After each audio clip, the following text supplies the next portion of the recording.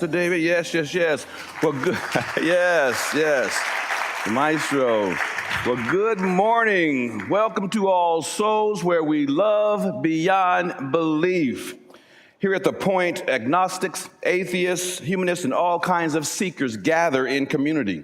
No matter what you believe, don't believe, or where you come from, you are welcome here, and you are loved. I'm Assistant Minister Randy Lewis, and I'm joined on the chancel today by our Senior Minister, Marlin Lavanhar, and we're both so excited with you joining us today. And if you join us online, we'd like to welcome you, our Everywhere members and online viewers watching from all over the world. Thank you for joining us today. We're so glad you've decided to watch. And if you're new here, if it's your first time guest, or if you're new here, you're invited to the Sonnen Library right after the service. The Sonnen Library is right outside the sanctuary doors to your left. It's a chance to meet one of our Welcome Souls team members and to learn more about this community and get a chance for us to get to know you. Yes. Now at this time, if you will, join me in the saying of our covenant that's printed in your order of service. Love is the spirit of this church, and service is its law. This is our great covenant, to dwell together in peace, to seek the truth in love, and to help one another. Again, welcome to All Souls, where we love beyond belief. Now, yes. Our chalice is lit today by Rhonda Holt. Now, Rhonda Holt is a current parish nurse and a current care team member, and she also is on our refugee team. Rhonda Holt. May the abundance of all souls, its songs of compassion and joy, the care of its members, bring wholeness and wisdom and indwelling light, that all may find among us a love beyond belief.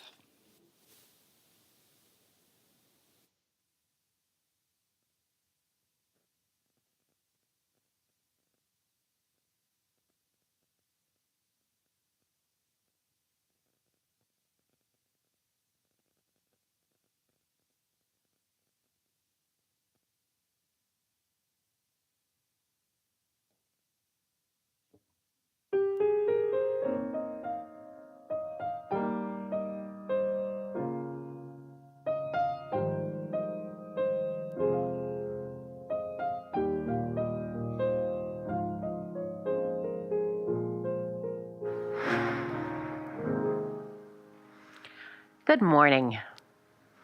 I'm Shannon Boston, All Souls Director of Religious Exploration, and today I get to tell you a story about inclusion. This is one of the ways we practice being kind, always working to try to include everyone. Our story today is Strictly No Elephants by Lisa Manchev, illustrated by Tane Yu. Now, the trouble with having a tiny elephant for a pet is that you never quite fit in. No one else has an elephant. Every day, I take my elephant for a walk. He doesn't like the cracks in the sidewalk much. I always go back and help him over.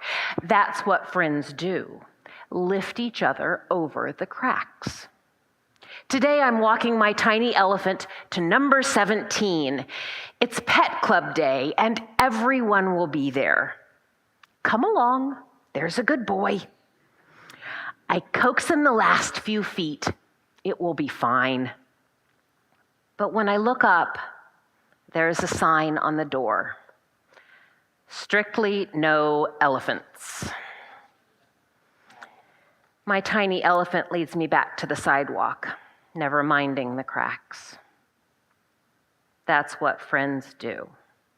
Brave the scary things for you.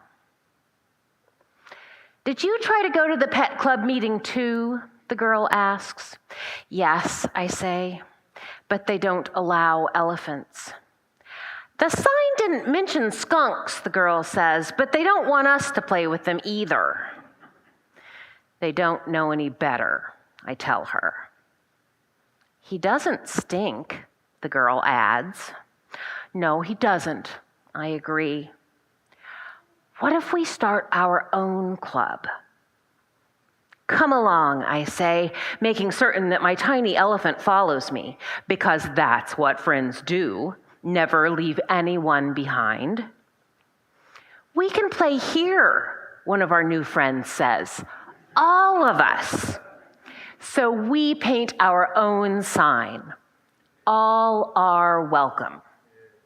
My tiny elephant will give you directions if you need them, because that's what friends do. Now, dear children, I invite you to come with our teachers to Sunday school, where we can explore new ways to be friends with each other and welcome each other into the community of All Souls.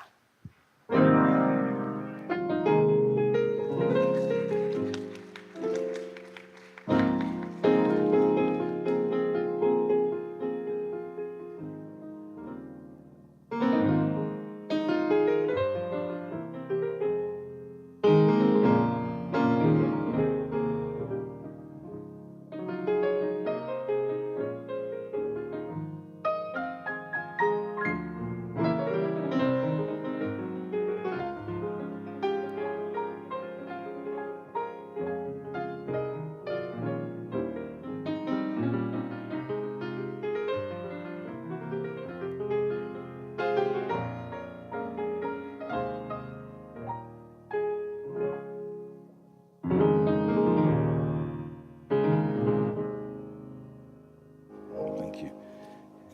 In this moment, as we navigate life's transitions together, embracing both joy and sorrow, we recognize our imperfections and the evolving nature of human relationships. Today, let us honor the bonds that connect us, the shared experiences that shape us, and the enduring spirit that sustains us. Today, we hold space for Elizabeth Gutierrez, who asked that we hold her sister, Mara, and dad, Francisco, in our thoughts because of their health challenges. We hold space and celebrate today with Hugh and Carol Burley, who are celebrating their 67th wedding anniversary this weekend.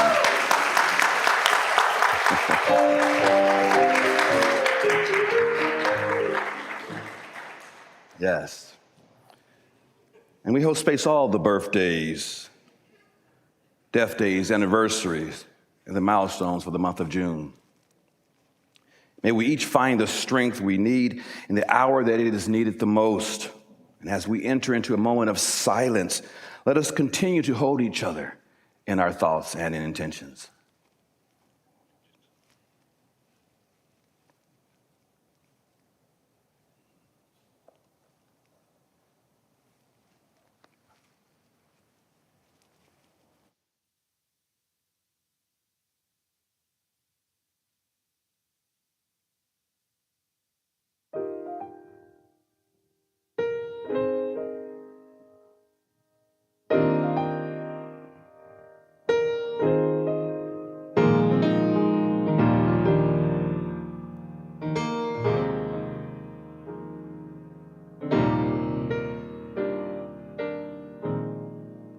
How do you love those who never will love you, who are happy to shove you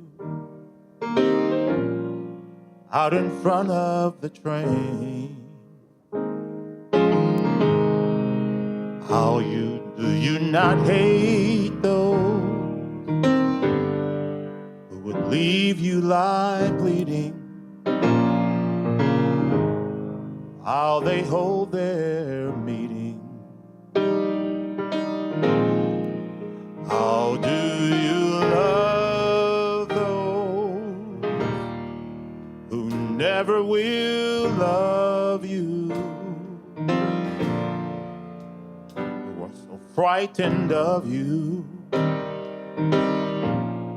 they are calling for war?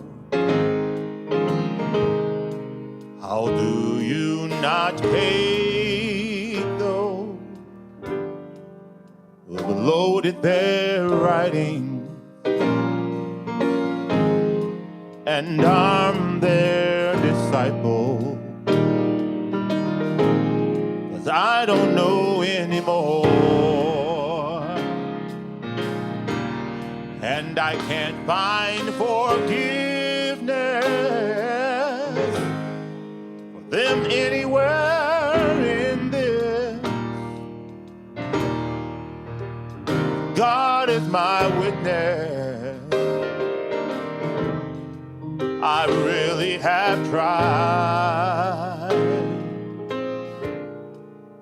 How do you love those who never will love you? I think only God knows. God is not taking sides. I hope one day shows us how we can love those never will love us, but who still we must love.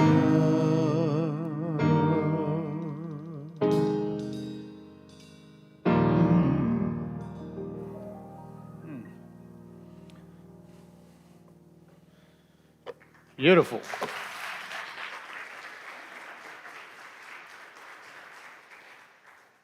Thank you, David, for that song. It was Susan Werner, a folk singer, who wrote that song about how do we love those who never will love us. It's a conundrum. I remember I spent a lot of my life trying to win everybody over. I wanted everybody to like me. That was a no-win opportunity right there. I wanted to share with you these words they were part of a message from Harvard professor and one of the leading scholars of religion in America, Professor Diana Eck. And she read these at the installation service for my colleague, the Reverend Galen Gingrich at All Souls Unitarian Church in New York City when he was being installed. And this is what Dr. Diana Eck said.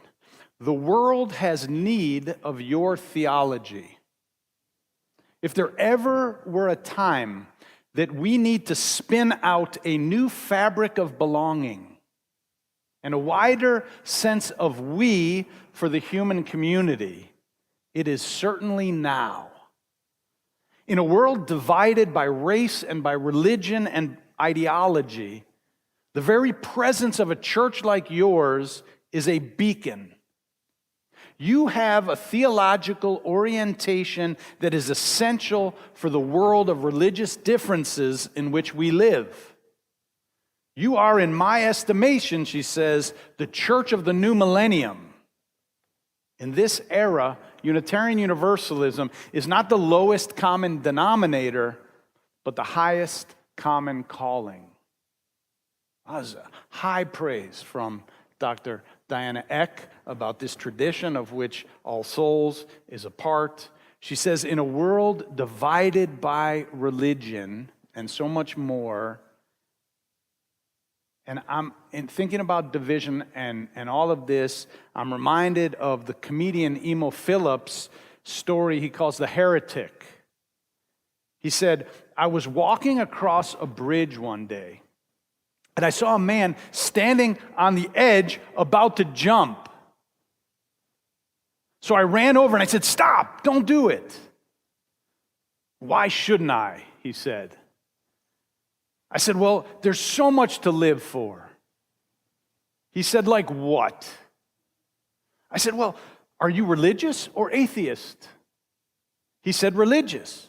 I said, me too. Are you Christian or Buddhist? He said, Christian. I said, me too. Well, are you Catholic or Protestant? He said, Protestant. I said, me too. Are you Episcopalian or Baptist? He said, Baptist. I said, wow, me too. Are you Baptist Church of God or Baptist Church of the Lord? He said, Baptist Church of God, and I said, me too. Are you original Baptist Church of God, or are you Reformed Baptist Church of God? He said, Reformed Baptist Church of God. And I said, me too. Are you Reformed Baptist Church of God Reformation 1879? Or Reformed Baptist Church of God Reformation 1915? He said, Reformed Baptist Church of God Reformation of 1915. And I said, die, heretic scum, and I pushed him off the edge.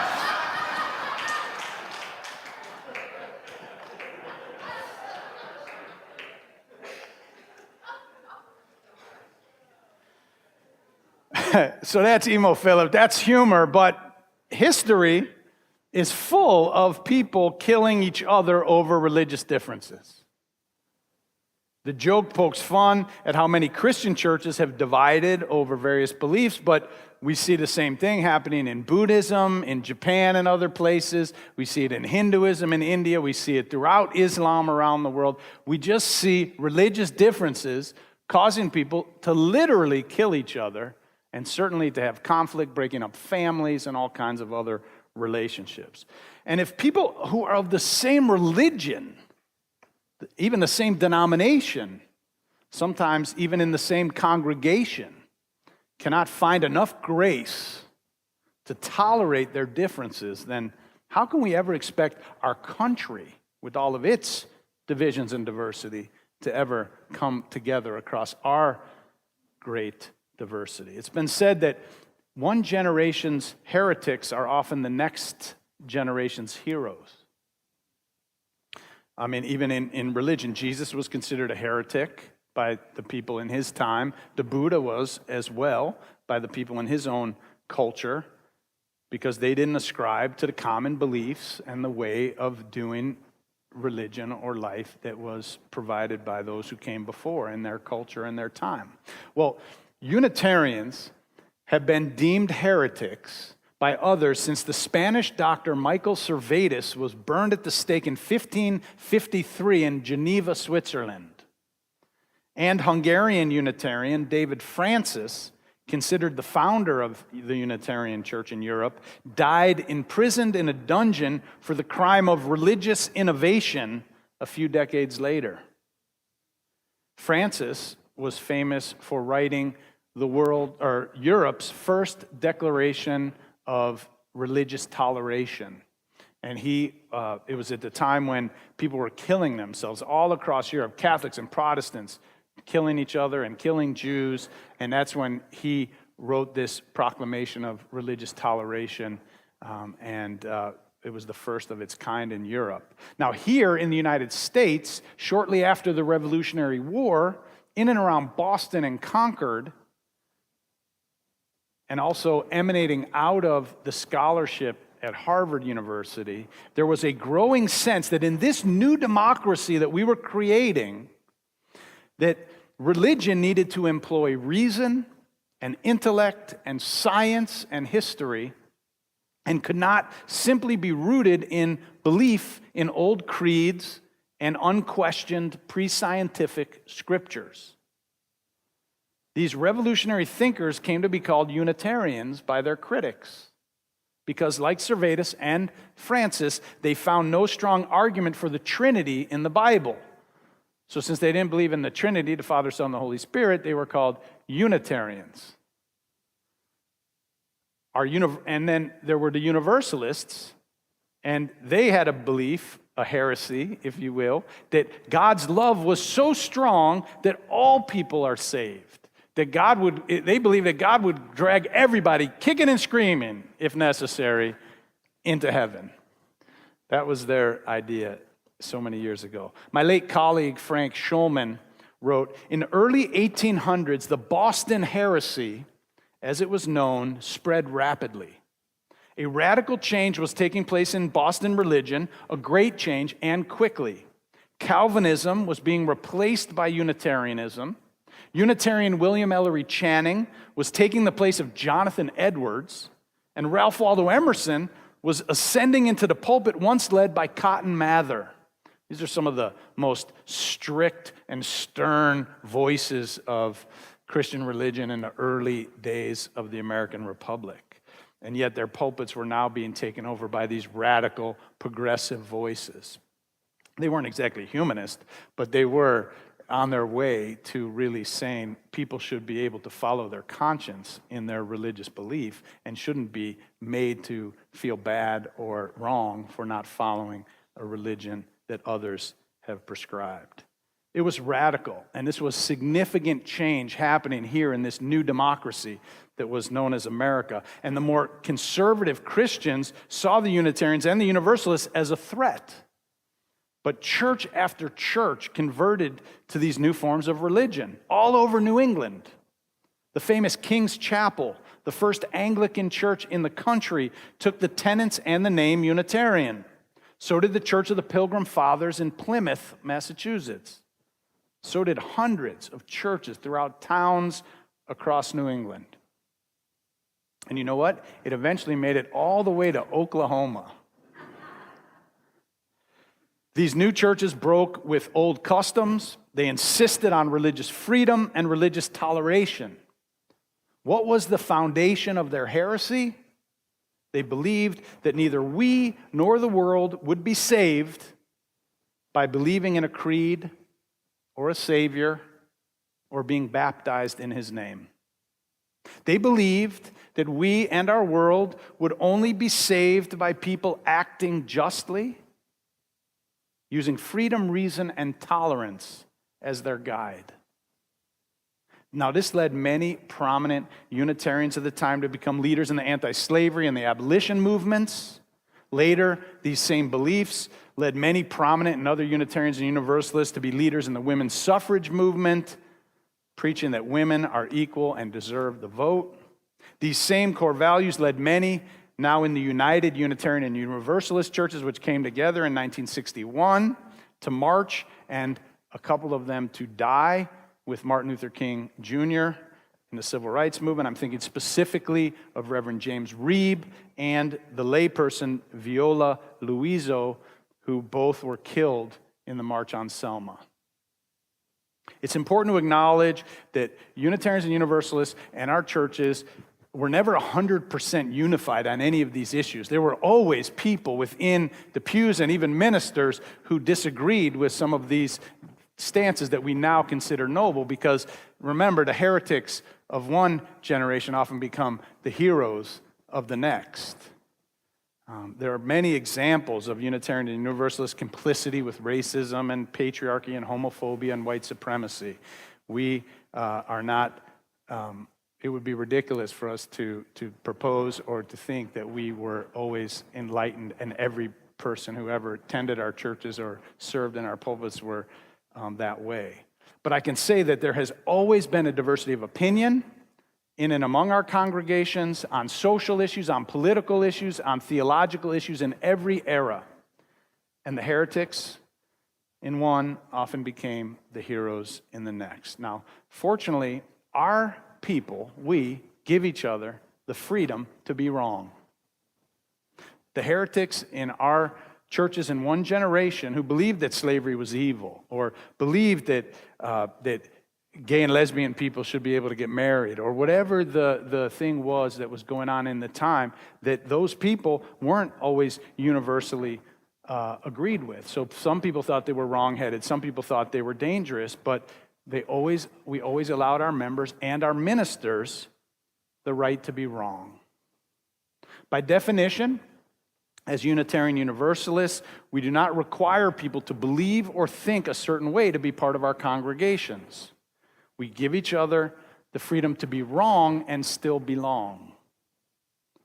Now, what's required for membership, then, in a congregation with this much diversity and this many different beliefs is not to have the right opinion, have the right belief, recite a creed, but it's about right action, how we live, how we're going to be together. And so we're clear that it's not what someone believes that makes them a good person, but it's what they do. And so we gather together based on the covenant that we read earlier, which is a sacred promise.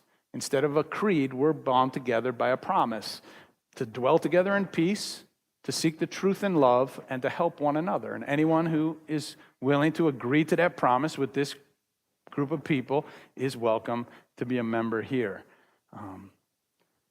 So what that means is that you, Hugh, you could believe this all began with Adam and Eve.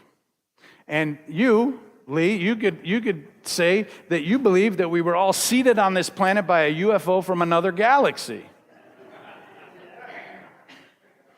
And I could believe that you're both crazy.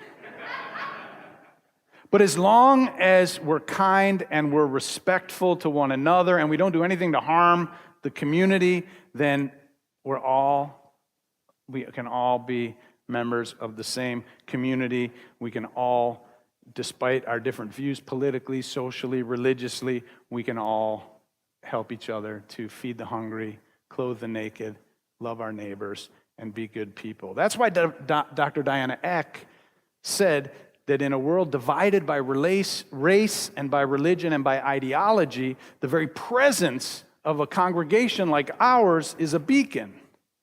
It's because we love beyond belief. We put love over belief. And we value actions over opinions. And that allows for a rich diversity of people to gather together in one congregation. But recently, there's been developing a problem. Science writer Matthew Hudson explained it in an article in Politico a few years ago titled, "Why Liberals Aren't as Tolerant as They Think." This is the unfiltered part of my message.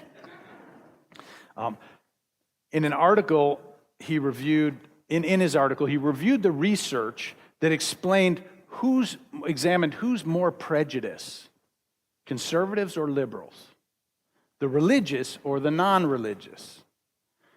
Now, I want to be clear what he means by prejudice. He's not defining it as a particular prejudice, like racism or homophobia.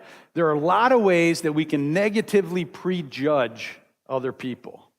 By prejudice, he's talking about having a preconceived opinion about a person or a group of people that you consider to be hostile or unfavorable. The findings of his research confirmed that conservatives, liberals, the religious and the non-religious are each prejudiced against people with opposing views. More surprisingly, each group is about equally prejudiced. He says liberals might like to think of themselves as more open-minded, yet they are no more tolerant of people with opposing views than their conservative counterparts. Now, before you call me and the researchers a heretic and push us off the proverbial bridge, hear me out. Let's look into this word tolerance.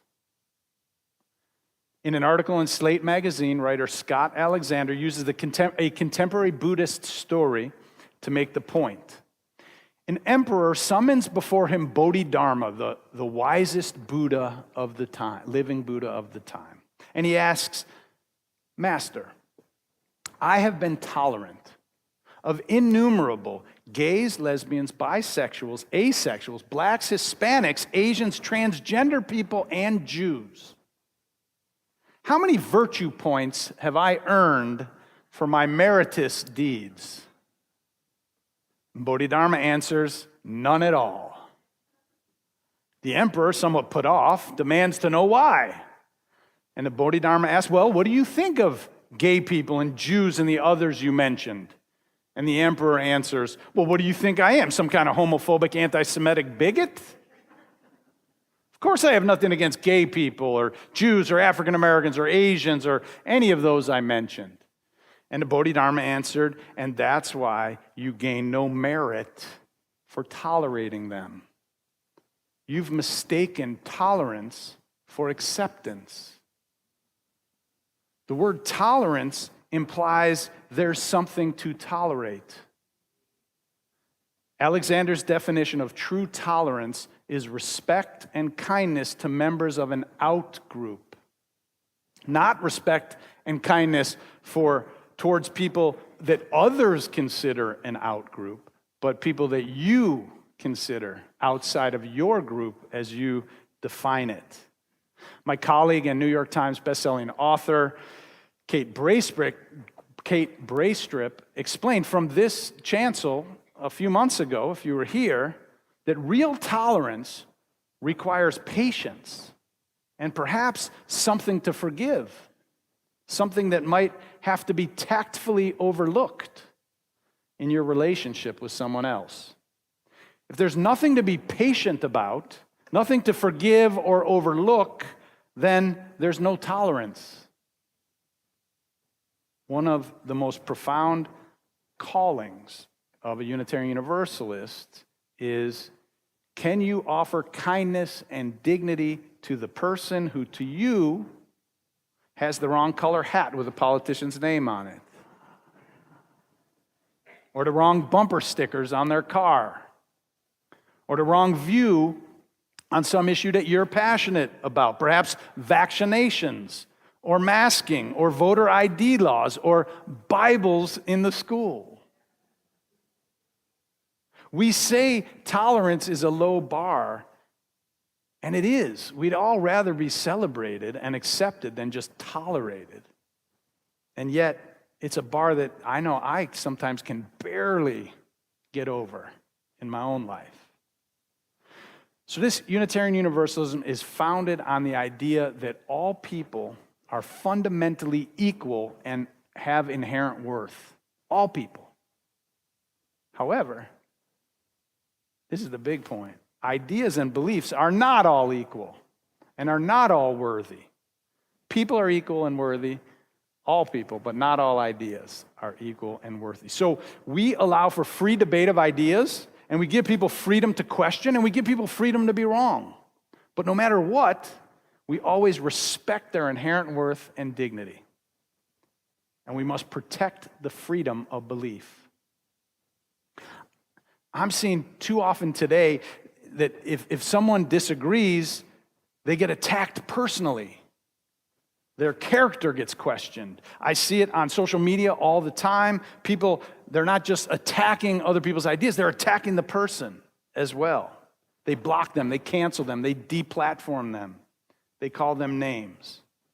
And if Unitarian Universalists cannot tolerate differences of beliefs and opinions of others, even within our own community sometimes, then we are far from a beacon or the religion of the new millennium. We are far from spinning out a new fabric of belonging or a wider sense of we for the human community. In a world divided by race and by religion and by ideology, then I dare to say we're no longer part of the solution, but we're adding to the problem. So I don't know about you, but I don't need or want to be part of a congregation of people who all think alike. I prefer a congregation full of people who think for themselves. I prefer a congregation of people who are willing to risk prestige for justice. I prefer a congregation of people who are willing to be uncomfortable in the pursuit of a greater good. I prefer a congregation that allows for diversity of opinions, even political opinions, especially in a time like this. I prefer a congregation that lets each other be wrong and still belong. The truest test of any faith or philosophy is not its beliefs, but the actions it inspires in its followers. The reason that we don't push dissenters off of bridges is because we are called to love beyond beliefs. Okay? All right. Thank you.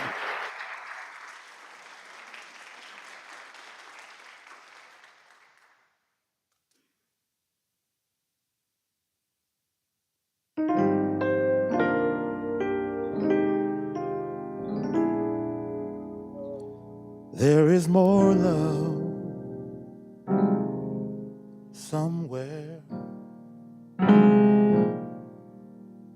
There is more love somewhere. I'm gonna keep on till I find it. There is more love somewhere. There is more hope somewhere. There is more hope somewhere. I'm gonna keep on till I find it. There is more hope somewhere. There is more love somewhere. There is more love somewhere. I'm gonna keep on till I find it. There is more somewhere. There is more peace. There is more peace somewhere. There is more peace, I know it is, somewhere. I'm gonna keep on, made up in my mind to keep on till I find it. There is more peace. There is more peace. There is more love somewhere. Oh, oh.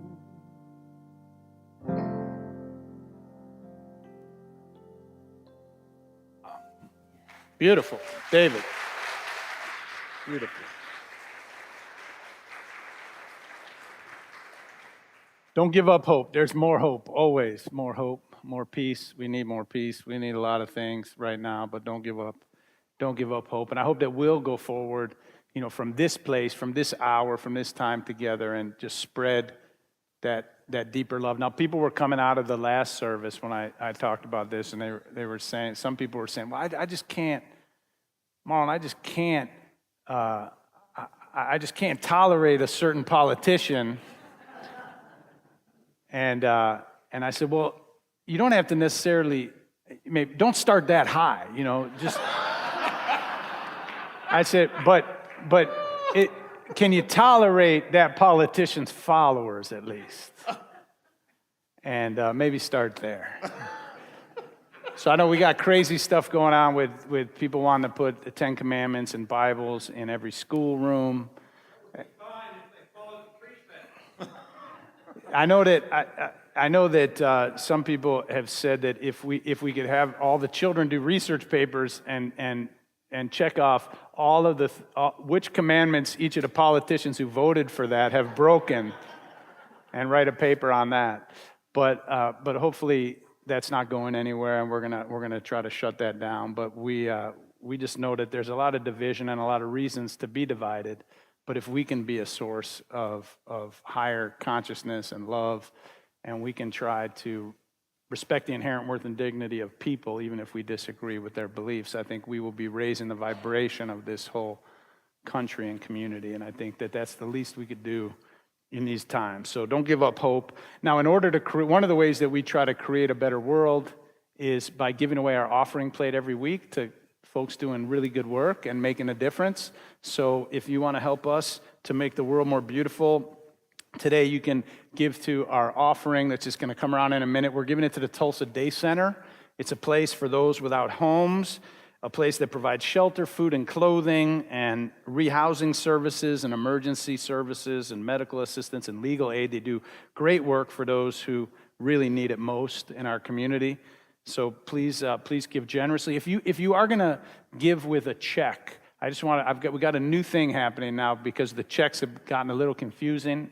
We want to make sure everybody's money goes exactly where it wants to go. If you'll just put in the memo offering when it's going to the offering like this, that will help us. Because people also put their pledge payments and donations to the church in there. And if you're doing that, if you're putting a donation that's meant to go to All Souls or a pledge to All Souls, make sure you write church in the memo, okay? If you write church in the memo or offering, so we make sure it goes where you want it to go. I really appreciate that. I do want to let you know that if you're interested in joining All Souls or finding out what it means to join All Souls, today at 12:45, in about a half an hour, up in room 203, I'm going to be meeting with folks who are ready to join or find out more about joining All Souls. I look forward to greeting you, welcoming you, answering your questions and things like that. If you're brand new and you just want to meet with somebody just to ask a couple of questions, we have a wonderful little reception in the Sonnen Library just as you walk out the doors to the left after the service. You can just go in there. There's some refreshments, a little gift, and some people to welcome you and greet you and answer your questions. If you're brand new, we hope that you've had a good experience and that you'll come back and become a part of this community someday, maybe. Also, there's a conversation happening after this in the Alliance Room, which is a conversation about the environment. And so every Sunday this summer after the services, there's a conversation happening by one of our justice teams. This one's from our green team. I encourage you to go there. Also in Emerson Hall, we've got refreshments and other things. So go in there. There's a bookstore. Go in there, meet some new people, have a refreshment, and then go somewhere, depending on who you are and what you're interested in after that. Couple quick things. We are looking for a couple of shuttle drivers to help us get people who can't drive to the community. You could volunteer to be one Sunday a month or be a fill-in or a substitute. We'd need just a little more help so we can get people who want to be here. And let's see. I also just want to say, Rhonda, would you just stand up again? Rhonda, who lit our chalice in the earlier service, we gave Rhonda a certificate of appreciation for 25 years. She's the last of our original members of our care team that does all kinds of great work to care for our community. She also helped us found our parish nurse program. And so for 25 years, she's been a member since the 1970s. She's been on our care team for 25 straight years. And she is now moving to be closer to her grandchild and her son in Salem, Oregon. So we're going to be missing you. This is her last Sunday. So please give Rhonda a little appreciation. We love you. We appreciate you.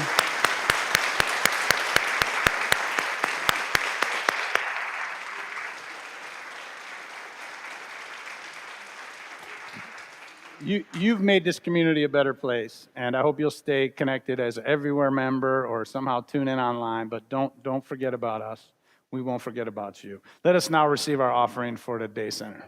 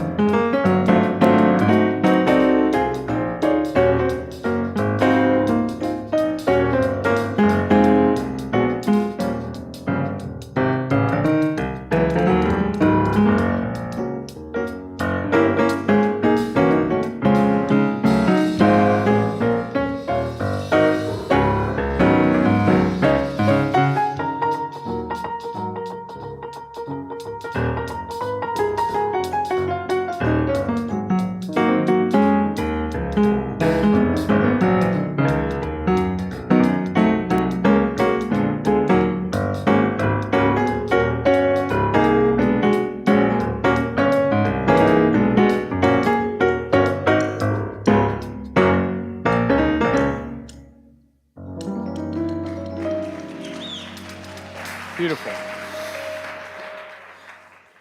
Remember what Martin Luther King said? He said the prescription is love your neighbor. It's not like your neighbor. You don't have to like them. You just have to love them, okay? Love them with your heart, and go forth from this place, and let us bring some love, spread out like seeds from this place, and bring some love in a world that so desperately needs it. I hope that you will go forth and even those who you may disagree with, find a place in your heart not to shun them or shame them, but to find a way to embrace them. And one good way is to just avoid certain subjects with those people, because they're probably maybe really interesting, nice people in a lot of other ways. So find those other ways where you can connect and make some connections, not because you're doing it because it's been prescribed, but doing it because it makes your life better. And may your life be wonderful. Go and be loved and be loving.